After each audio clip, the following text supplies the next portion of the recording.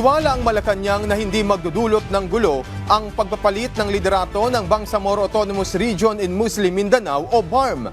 Ang bagong interim chief minister, si Abdul Rauf Makakuwa, ay tinalaga ni Pangulong Ferdinand R. Marcos Jr. at pinalitan ang kasalukuyang lider ng rehiyon na si Ahod Ibrahim Al-Haj.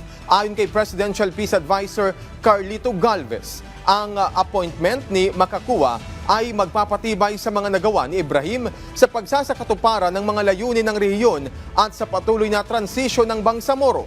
Nangyayari kasabay ng paghahanda ng rehiyon para sa unang parliamentary elections na gaganapin sa Oktubre ngayong 2025. Wala po tayo nakikitang anumang maaaring maging dahilan para magkagulo kung magkakaroon man po ng transfer of power sa BARM.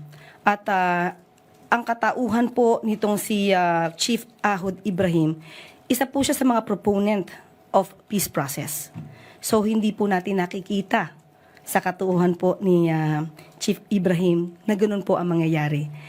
At sabi ko nga po, ang lahat ng detalye pong ito ay sasagutin po ni Secretary Carlito Galvez.